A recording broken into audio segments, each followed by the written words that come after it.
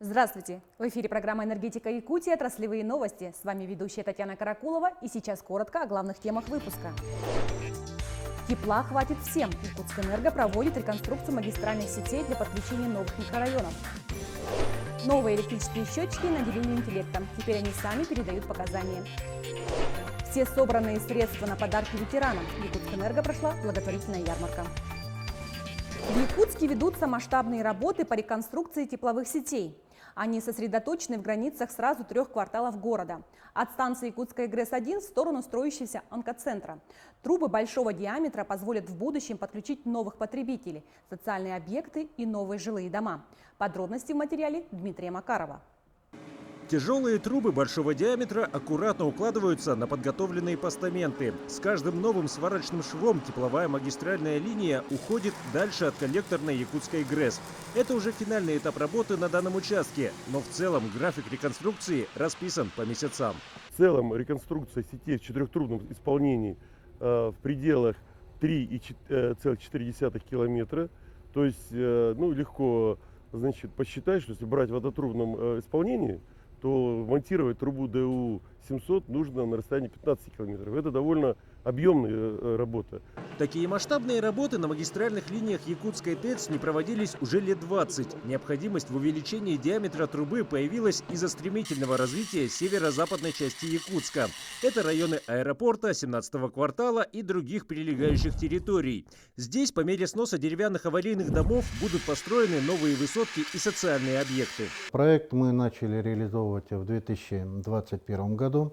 В этом году мы проводим работы на 2 участках. Общая протяженность этих 2 участков порядка 750 метров. Мы проводим помимо прокладки нового трубопровода с увеличением диаметра до 700 миллиметров, это и бурение новых опор. Их у нас будет порядка 300 в общей сложности. Реконструкция тепловой магистрали идет в стесненных условиях. Специалисты не должны выходить за габариты действующей линии, поэтому в ширине ограничены буквально несколькими метрами. В этом районе проходят газопроводы для Якутской ГРЭС высокого давления, и это существенный фактор. Жилая застройка вблизи существующего коридора, поэтому это тоже накладывает. Ну и особенно большой момент – это заболоченность местности. Менее масштабные, но важные работы по прокладке тепловых сетей ведутся и в других микрорайонах Якутска. Например, для строящегося здания филармонии. Сюда тепло сотрудники Якутской ТЭЦ готовы подать в любое время. Рядом начинается застройка территории антенного поля по автодорожной. Здесь будут возведены многоэтажные здания для Северо-Восточного федерального университета. И для них тоже потребуются дополнительные тепловые мощности. Первый заместитель генерального директора Русгидро Роман Бердников встретился с главой Якутии Айсеном Николаевым. Стороны рассмотрели вопросы создания единого теплосетевого предприятия в Якутске и консолидации электросетевого комплекса региона на базе Якутскэнерго. Помимо этого, обсуждая вопросы по тарифам на электроэнергию, в настоящем году будет тарифное регулирование с 1 декабря, поэтому надо ускорить ряд процессов, чтобы получить правильные решения, которые не должны затронуть потребителя, но при этом и не должны коснуться действий энергетики, чтобы энергетика могла успешно, надежно функционировать в рамках последующих периодов регулирования. В Якутске прошла международная конференция по развитию возобновляемых источников энергии и низкоуглеродной энергетики на Дальнем Востоке.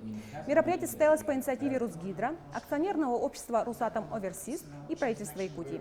Участники обсудили современные технические решения для развития альтернативной энергетики, в том числе и в арктических районах. Было отмечено, что в республике накоплен богатый опыт эксплуатации солнечных и ветряных установок, а Саха-Энерго является лидером по их эксплуатации в суровых условиях Крайнего Севера. Все котельные теплоэнергосервиса уверенно приступили к отопительному сезону. Ремонтная программа полностью выполнена. Получены паспорта готовности. В эту зиму теплоэнергетики входят с новым подразделением – Ленским предприятием тепловых и электрических сетей. Крупный поставщик тепла значительно расширил зону деятельности компании. Подробности в нашем следующем видеосюжете. Центральная котельная города Ленск по своим масштабам превосходит любой на его территории промышленный объект. Отсюда тепло по трубам поступает почти во все многоэтажки. 8 паровых котлов суммарно могут вырабатывать более 90 гигакалорий в час. Но даже в самые лютые морозы половина мощности находится в резерве. Я спокоен перед морозами, как руководитель объекта. потому что все под моим контролем осуществлялось, все ремонты, подготовка персонала, испытания оборудования. Все акты были подписаны, комиссионно приняты. Волноваться не приходится, потому что к зиме подготовились качественно. Каждый узел и агрегат котельной работают исправно. Проблем летом хватало, ведь логистика доставки запасных частей в Ленск сложная. Этим занялись заранее, поэтому все успели. В этом году, как никогда, было вложено много средств в перекладку сетей тепловодоснабжения. Были заменены коллектора, были заменены подземные прокладки сетей. Подготовка прошла в полном объеме, предприятие готово. Ленское предприятие тепловых и электрических сетей – это не только центральная котельная, оно обслуживает еще несколько небольших объектов, генерирующих тепло. Также есть свой водозабор, химводоочистка и прочие вспомогательные производства. Коллектив в зиму входит в составе нового предприятия теплоэнергосервиса, который является дочерним обществом компании «Якутскэнерго». Надо отдать должное, коллектив там высокопрофессиональный, слаженный. Подготовка прошла полностью в соответствии с установленными планами, на оценку отлично.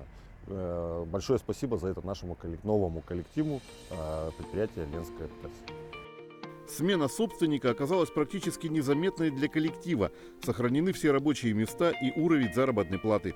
Теперь впереди долгие годы стабильной работы, для чего предприятие подготовило большую инвестиционную программу.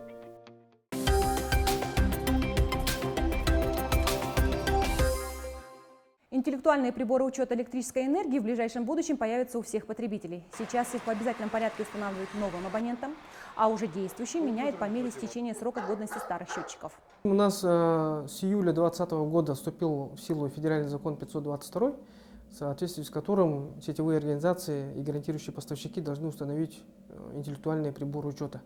В нашем случае это прибор учета электрической энергии.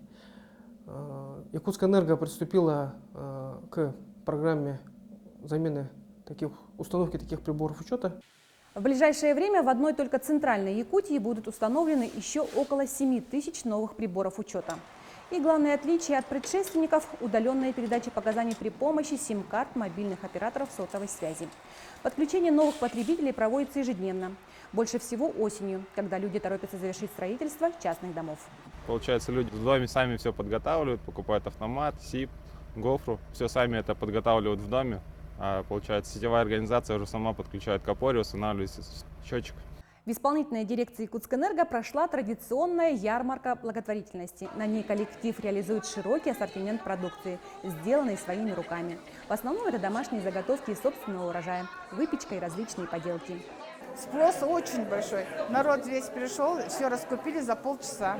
Хотя и цены были, скажем так, не очень, да? Мы кусачие выставили, потому что мы хотим помочь своим ветеранам. Народ это понял, и все купили.